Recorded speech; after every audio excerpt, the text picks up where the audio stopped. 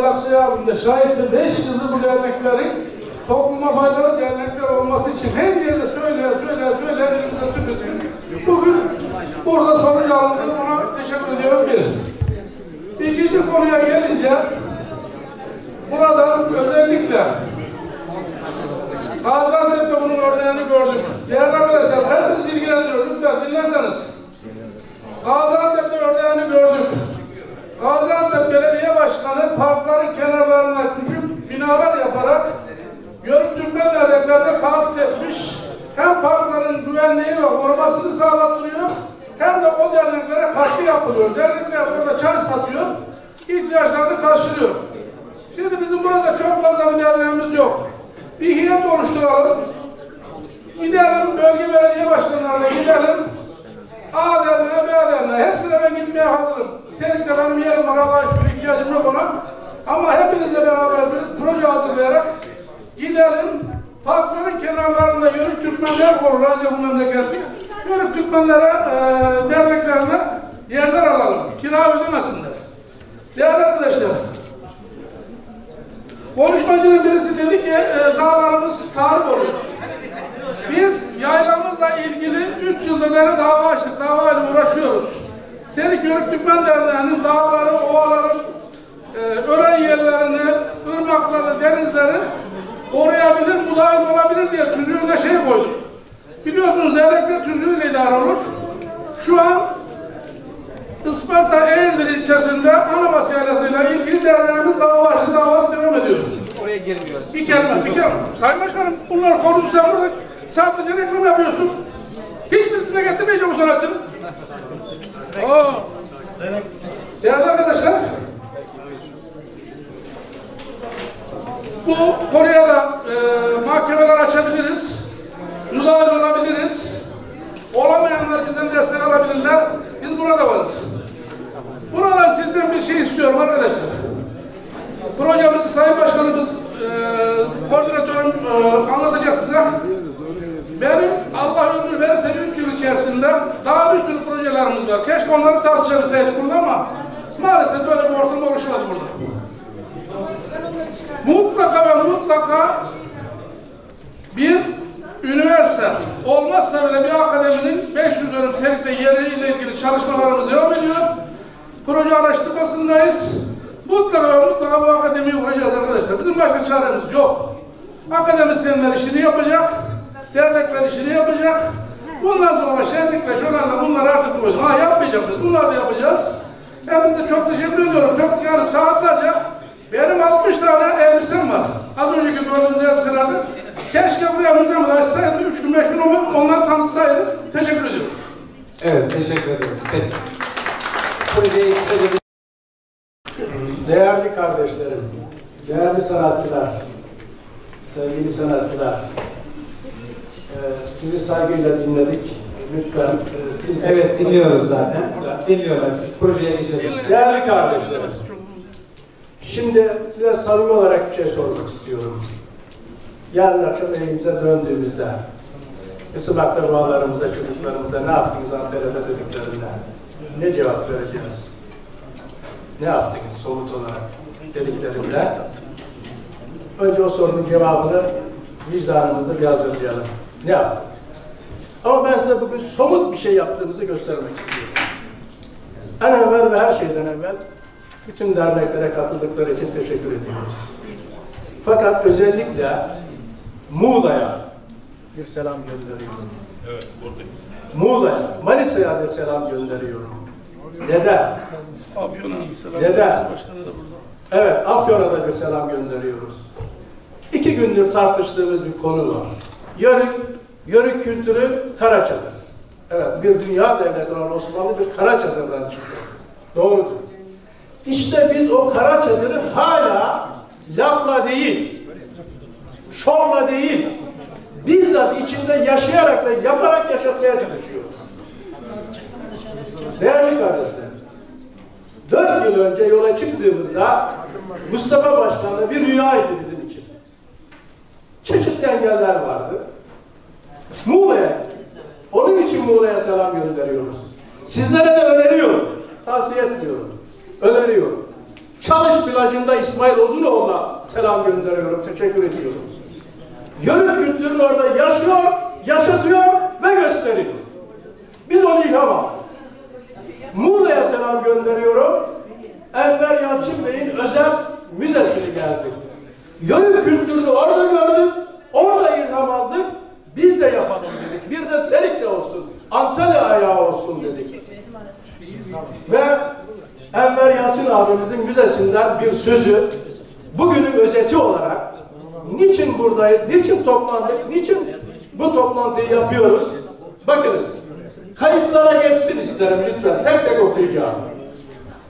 Ecdadının iftihar edilecek eserlerine, bir daha okuyorum, ecdadının iftihar edilecek eserlerine itibar etmeyen milletler gelecek nesillerinden emin olamazlar. Müzenin kapısında yazıyordu. Bir daha okuyorum. Bakın. Biz bunun için uğraşmıyor muyuz? Ecdadının iftihar edilecek eserlerine itibar etmeyen milletler gelecek nesillerinden emin olamazlar. Hep söyleniyor. İşte bu kültürü yaşatalım, gelecek nesillere aktaralım. Nasıl aktaracağız? Evet, bugün biz bu kültürü yaşatan bir eğitim kültür merkezi kurduk. Nasıl kurduk? Projemiz 2013'te BAKA'ya sunuldu. Batı Akdeniz Kalkınma Ajansı. Ciddi katkı sunuyor bu ajanslar. Her bölgede değişik hatlarla bu ajanslar vardır. 2013'te projeyi bizzat kendimiz yazdık. Hiçbir akademik destek almadık. Formunu aldık, düzenledik ve doldurduk. Ve bugün o projenin içinde 1500 kişilik dev bir çadır var. 1500 kişilik tek direk üzerine kurulmuş, çok amaçlı ve sanıyorum Kanuni Sultan Süleyman'ın otağı bu kadar büyük değildir. Sonra 20 adet küçük bungalow tipi aile çadırımız var. Daha sıcak bir ortam sağlaması adına. Ve bu çadırlarımız aynı zamanda birisi üniversiteye tahsis edilmiş, birisi halk eğitim merkezine tahsis edilmiş. İçinde günlük yörüğün yaşayan kültürünü anında görebilecek. Bir köylü kadını, bir yörük kadını kilim dokuyor. Ama her yerde ayıp oluyor. Bir yörük kadını çul balık dokuyor.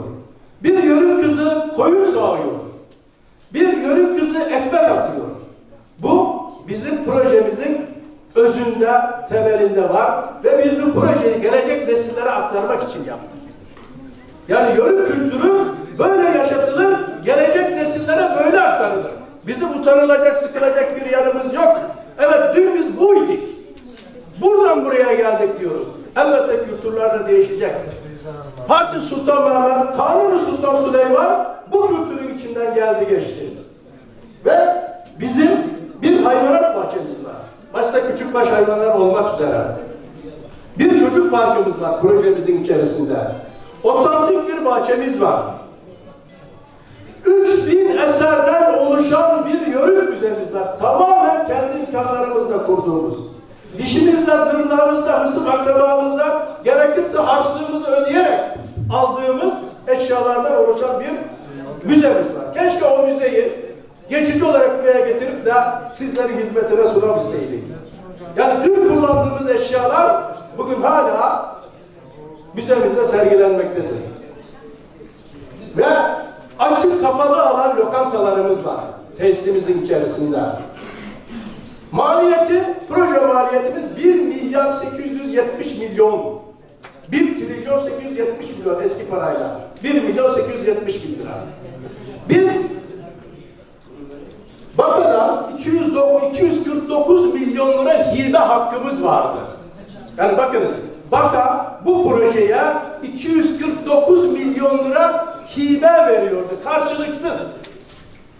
Biz proje aşamasına geldiğimizde sadece bunun 213 milyon lira hibesini kullandık.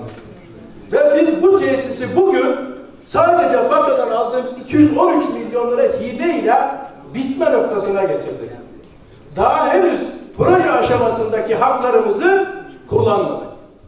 Ama projemiz bitti fakat işletme anlamında ancak %10'lardayız daha.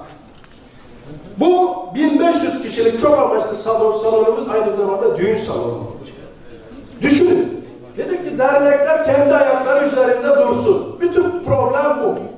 Bizim zaten günlük 30 gün olmasa hafta sonları full dolu bir düğün programına ulaştığımız zaman bizim derneğimiz sadece Antalya Serik'te değil, uzayda yer arayacak duruma gelecek.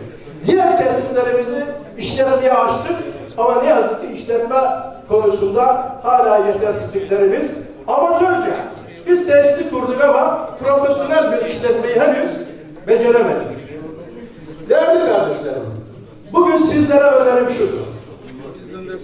Evet, bugün gerçekten yörük kültürünü görmek ve yaşamak isteyene 2 tane adres gösteriyorum. Muğla, Manisa ve Antalya Serik. Evet, yörük kültürüne böyle hizmet edilir, böyle yaşatılır. Devamı daha önce söylendi. 84 yılından beri bir derneğin kurucularıyız biz. Atalarımızdan Allah razı olsun. Yol Yaptırma ve Yaşatma Derneği olarak kurmuşlar. Ve daha sonra biz bunu artık milleti bıktırdık, usandık şölen yapmaktan. Birçok arkadaşımız daha hevesli. Şölenlerden büyük beklentileri var. Ama bu iş artık şölenlerle olmuyor. Kalıcı eserlerle yörük kültürünü tabana yaymamız gerekiyor. Rixos 7 yıldızlı otel Antalya'da bir yörük gecesi yaptık. Yemin ediyorum Rixos'un tabakları altın kaplama, çatalları altın kaplama, bardakları kristal. O bütün turistler o lüksü bıraktılar. Bizim çadırda bakır tastan ayran içmek için sıraya girdiler. Biz bunu da yaşadık. Projemizde bu da var.